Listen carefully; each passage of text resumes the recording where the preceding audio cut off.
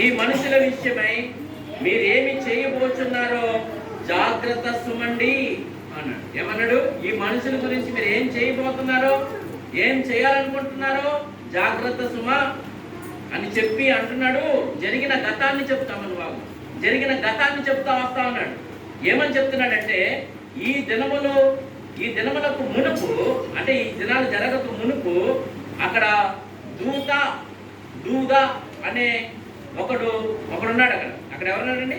దూద లేచి తాను ఒక గొప్పవాడినని చెప్పుకొనెను. ఇంచుమించు 400 మంది మనుషులు వానితో కలుసుకొనిది.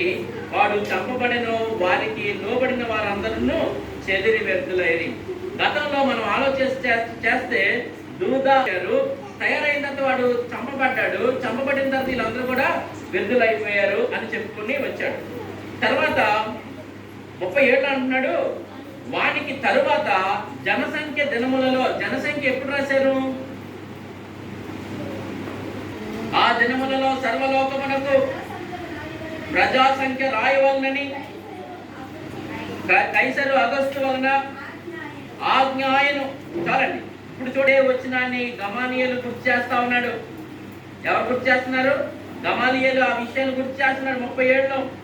వానికి తరువాత జనసంఖ్య దినములలో గలిలయుడైన యూదా అను ఒకడు వచ్చి ప్రజలలోనూ తనతో కూడా తిరుగుబాటు చేయ ప్రేరేపించెను. వాడు కూడా నశించెను. వానికి లోబడిన వారందరూ చెదరిపోయారు. కాబట్టి నేను మీతో చెప్పినదేమనగా, జరిగిపోయిన హిస్టరీ అంతా చెప్పుకొచ్చాడు. ఎవరి గురించి? యూదా గురించి. అరే బాబా, అప్పుడు వాళ్ళు ఇలా చేశారు ఇశ్రాయేలీయులారా, ఈ విషయాలు మీకు తెలుసు కదా. ఇప్పుడు ఇక్కడ అన్నాడు, కాబట్టి ఆ విషయాలు బట్టి నేను మీతో చెప్పినది ఏమనగా, ఈ మనుషుల జోలికి పోక వారిని విడిచిపెట్టండి. ఎంత సమాధానం ఉందని మాట? సమాధానం ఉందా లేదా? చెప్పండి, సమాధానం ఉందా? ఆయన పెద్ద ధర్మశాస్త్ర ఉపదేశకుడు. ఇప్పుడు నీ మాట నమ్మాలి అన్నా, వినాలి అన్నా నీకు ఒక ఘనత ఉండాలి. ఆయన ఒకసారి వెళ్ళి మించినాడు అంటే అక్కడ అందరూ కూడా ఏమవ్వాలి? మౌనులై. అది మనం ముందు క్యాచ్ చేయాలి. ప్రజలందరి చేత ఆయన ఎటువంటి వాడు అంటండి? ఘనత నొందినవాడు.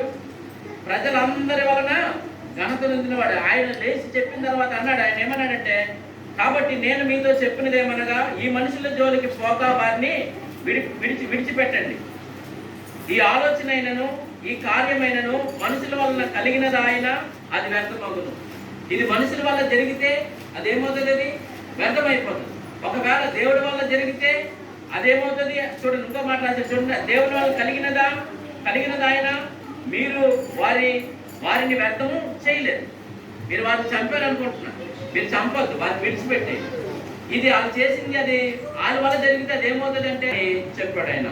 తర్వాత వారు 40 వచ్చి వారు అతని మాటకు సమ్మతించి అపోస్తలులను పిలిపించి కొట్టించి యేసు నామమును బట్టి బోధింపకూడదని ఆజ్ఞాపించి వారిని విడుదల చేశారు. ఇప్పుడు చూడండి, ముందు చెరసాల్లో వేశారు. 17వ వచనాన్ని మనం చదువుతున్నప్పుడు అది ఎక్కడ వేశారు? అది తీసుకెళ్ళి చెరసాల. ఫస్ట్ టైం వీళ్ళు చెరసాల్లోకి వెళ్ళరు.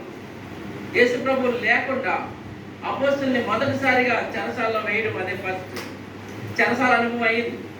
అక్కడ ఎవరు కొట్టలేదు. మళ్ళా అక్కడ చెరసాల ట్రైనింగ్ అయిపోయింది. తర్వాత మళ్ళా తీసుకొచ్చారు. గమాలియేలు కూడా ఏం చెప్పాడు? వాళ్ళు ఏమీ చేయొద్దు, మీరు ఏమీ కూడా చేయొద్దు. అక్కడ అన్నాడు, మీరు ఒకవేళ దేవునితో పోరాడుదరేమో అన్నాడు. అక్కడ ఏమని రాశాడండి? ఒకవేళ మీరు ఒకవేళ దేవునితో పోరాడువారవుదురు సుమి అన్నారు. అనగానే వీళ్ళు ఏం చేశారంటే, వారు అతని మాటను సమ్మతించి, అంటే గమాలియేలు మాటను విన్నారు. విని సరే అని చెప్పి అపోస్తలులందరినీ పిలిపించి ఏం చేశారంటే కొట్టింది. ట్రైనింగ్లో ఇది ఒక భాగం. ఇప్పుడు మనం కొట్టారనుకోండి, ఆ నామాన్ని బట్టి మేము అవమానం పొందాలి. ఆయన నామాన్ని మేము ప్రకటిస్తున్నప్పుడు జనులు మమ్మల్ని నిందించాలి, మమ్మల్ని హేళన చేయాలి, వీడి పిచ్చోడు అనుకోవాలి. అవన్నీ కూడా మాకు అన్ని కూడా అవమానం కలగాలి అని అంటున్నాడు. అక్కడ ఏమన్నాడు చూడండి 41లో, ఆ నామము కొరకు, ఆ నామం అంటే యేసు నామము కొరకు అవమానమును పొందుటకు పాత్రులమని ఎంచబడినందున వారు సంతోషించుచు మహాసభ ఎదుట నుండి వెళ్ళిపోయి ప్రతి దినము దేవాలయంలోను ఇంటింటను మానక బోధించుచు ఏసే క్రీస్తు అని వదిలేసారు. వాళ్ళు ఏమన్నా వీళ్ళు ఏదైతే చెప్పారో మరి ఇంటింటికి వెళ్ళారంట. పేపర్ అవడం ఏసు ప్రభుదేవు, పేపర్ అవడం ఏసు ప్రభుదేవు, పేపర్ అవడే. అప్పటివరకు అక్కడక్కడ మహాసభల్లో పెట్టుకుంటే రోడ్లు జంక్షన్లో మాట్లాడారు. ఇప్పుడు ఎలా కాదు, డైరెక్ట్ ఇంటింటికి మనసు గారు ఇంటికి తగిలితే అప్పుడు మీ విశ్వాసం ఏంటి అని అడుగుతుంది. వాళ్ళు ఏమన్నారంటే అలా కొట్టి పంపించేసిన వాళ్ళ అవమానాన్ని సంతోషంగా ఎంచుకొని మళ్ళా ఇంటింటికి వెళ్ళి క్రీస్తే యేసు అని చెప్తారు, ఏసే క్రీస్తు అని చెప్తారు. ద్వారా చెప్పగలవా? ద్వారా చేయగలవా? జాగ్రత్త. క్రైస్తవం అంటే మాట కాదు. ఒక పక్క దేవుడి వాక్యం మనం గుచ్చుతా ఉంటాం, ఒక పక్క మన పక్కన ఉన్న మనసులు గుచ్చుతా ఉంటాం, ఒక పక్కన మన సంఘం, ఒక పక్క అయితే ఇంట్లో వల్లే మన బల్లె పూజల కింద ఉంటారు.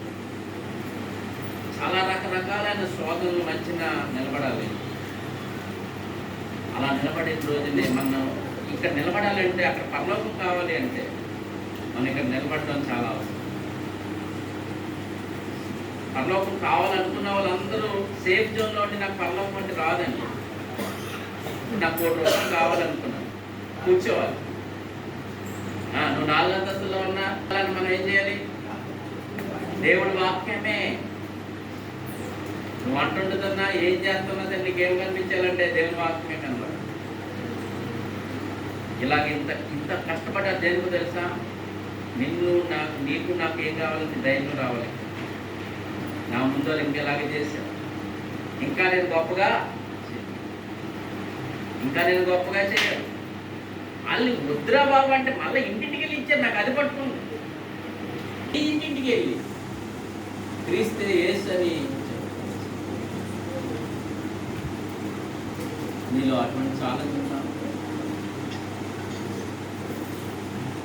ఇది చరిత్ర. ఈ చరిత్ర మన కనీసం నేను అంటాను, రేపు ప్రభు నేను అడుగుతాను. నేను ఖచ్చితంగా చెప్తాను, ప్రభు మిమ్మల్ని ఖచ్చితంగా అడుగుతాను. వనేశ్వరి గారు మిమ్మల్ని కూడా అడుగుతాడు. ఒక్కడైనా సరే నా మాట చెప్పవా అంటే మీరు ఏమైపోతారు? ఆయన మీ పరలోకాన్ని ఏం క్యాన్సిల్ చేయడం. ఆయన అడిగితే మీరేం చేస్తారు?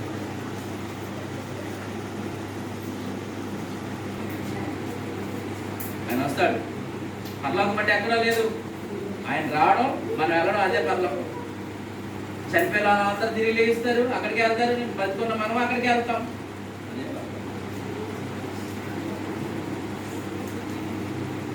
ఆయన వస్తున్నాడు, నేను ఒక ప్రశ్న అడుగుతాడు.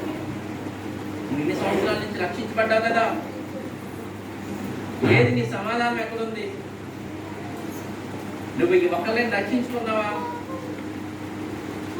నేను నీకు ఇంత చేసి పెడితే నువ్వు ఒకటి కూడా చేయలేదా? ఏం చేస్తారమ్మా? జాగ్రత్త. మీరు ఒకసారి మిమ్మల్ని మీరు సరి చేసుకోండి, మిమ్మల్ని మీరు ఆలోచన చేసుకోండి. ఇది నెక్స్ట్